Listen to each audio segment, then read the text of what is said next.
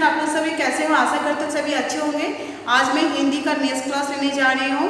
आप लोग का class 7 subject Hindi third language chapter 7 नंदन वन की बिल्ली। एक है बिल्लो रानी। इसमें एक वन के बारे में बताया गया है जिसका नाम है नंदन वन।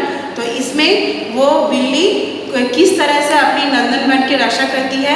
नंदन वन में कुछ व्यक्ति वहाँ पर आकर पेड़ों को काट कर नष्ट कर रहे थे, जिससे कि जंगल के पशु पक्षी सभी मारे जा रहे थे। तो बिल्लो रानी जो कि बहुत होशियार थी, वो अपनी बुद्धि से इस वन की रक्षा किस तरह करती है इसके बारे में आप लोग पढ़ेंगे।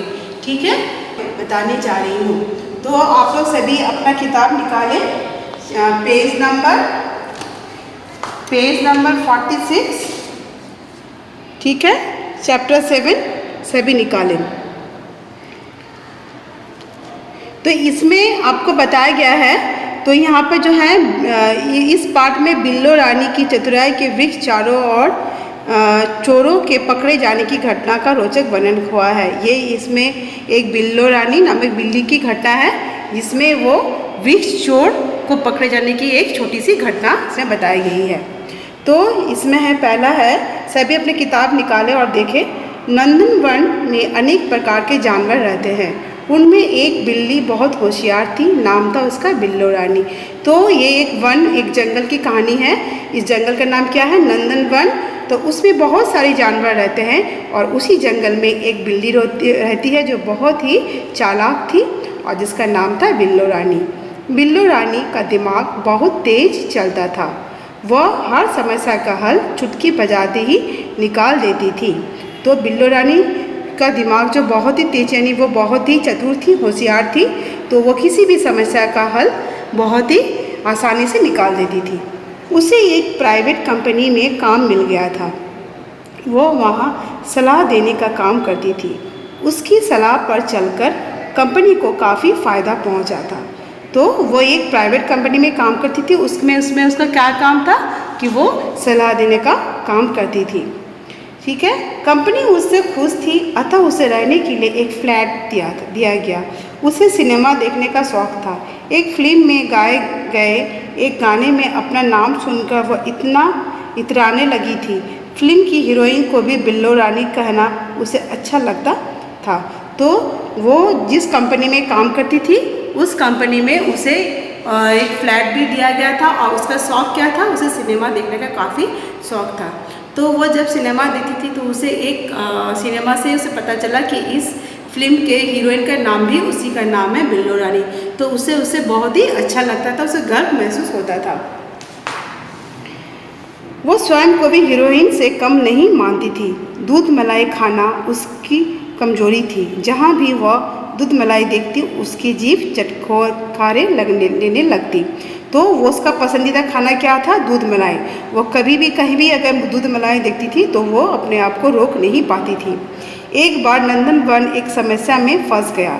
रात के समय कुछ लोग चुपचाप आते और वृक्षों को काट कर ले जाते। तो एक बार क्या हुआ था, नंदन वन जहाँ पर वो बिल्लो रानी रहती थी, तो वहाँ पर एक समस्या आ गई। क्या समस्या आई कि वहाँ के जो वृक्ष हैं वो कुछ लोग चुपके से आते थे और उसे काट कर ले जाते थे।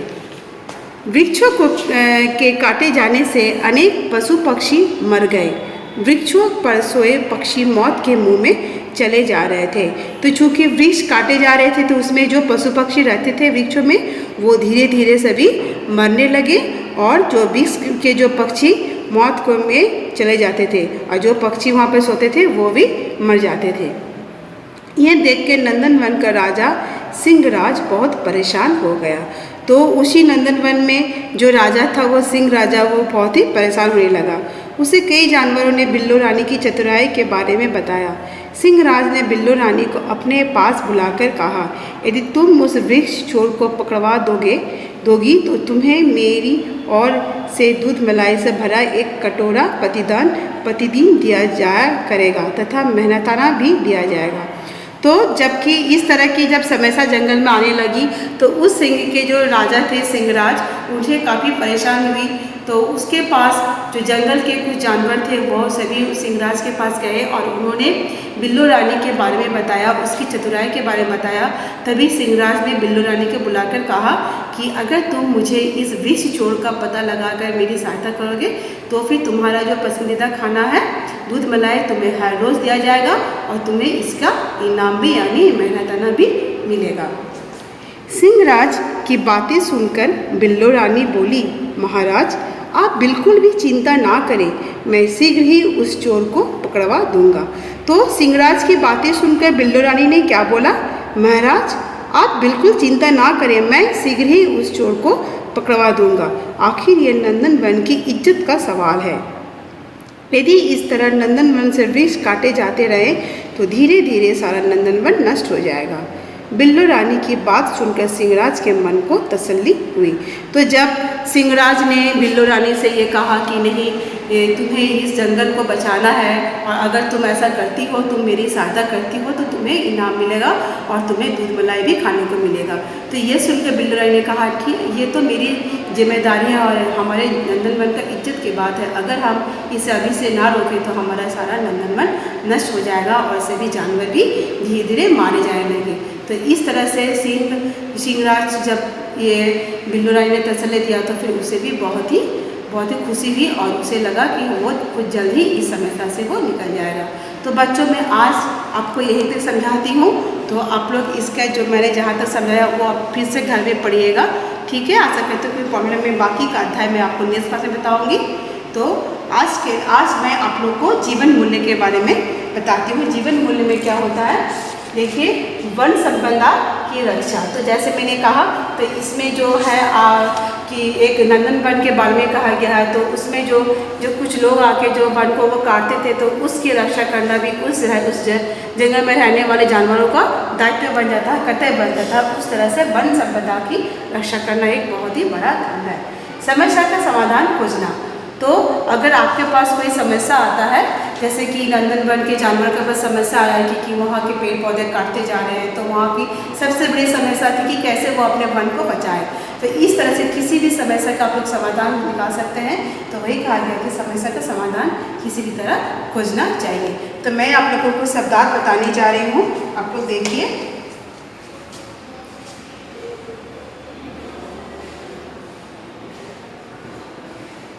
शब्दार्थ पहला है समस्या। तो समस्या का अर्थ होता है मुसीबत।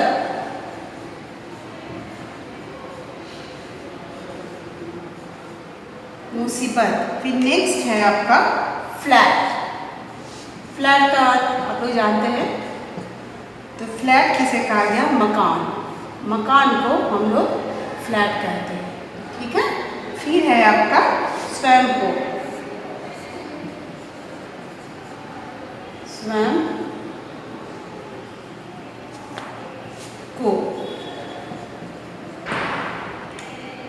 खुद को।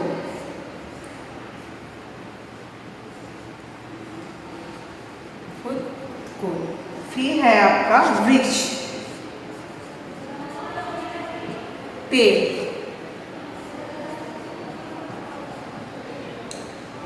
प्रतिदिन,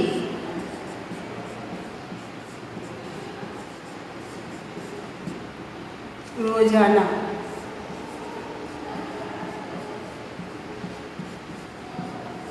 फिर है आपका नष्ट, बर्बाद। तो ये कुछ शब्दार्थ है। जैसे पहला है समस्या यानी मुसीबत, फ्लैट मकान, स्वयं को, खुद को, वृक्ष, पेड़, प्रतिदिन, रोजाना, नष्ट, बर्बाद। तो इस तरह से आप लोग को ये शब्दार्थ आप लोग सभी याद कीजिएगा, ठीक है। और आप लोग को जहाँ तक पढ़ाया गया है आप लोग ये लिखिएगा। और मैं तो आशा करती हूँ आप लोग को शब्दार्थ समझ में आ गया है। तो मैं आप लोग को इसका जो बाकी का अध्याय है मैं नेक्स्ट क्लास में पढ़ाऊँगी। तो आज आप लोग ने समझ गया कि किस तरह से बिल्लो रानी अपना उसका शौक़ है फिल्म देखने का और क्योंकि वो बहुत बुद्धिमानी थी। तो जब उसके जंगल में मुसीबत आई तो सिंहराज ने उसे बुलाया और कहा कि क्या वो उसकी इस मुसीबत से बाहर वो निकाल सकती है, कोई सहायता कर सकती है। तो बिल्लो रानी ने आश्वासन दिया कि वो इसकी सहायता करेगी। तो वो कैसे सहायता करेगी इसके हम लोग बाकी के अध्याय में मैं पढ़ाऊँगी। तो मैं आपका अपना क्लास ये समाप्त करती हूँ। धन्यवाद।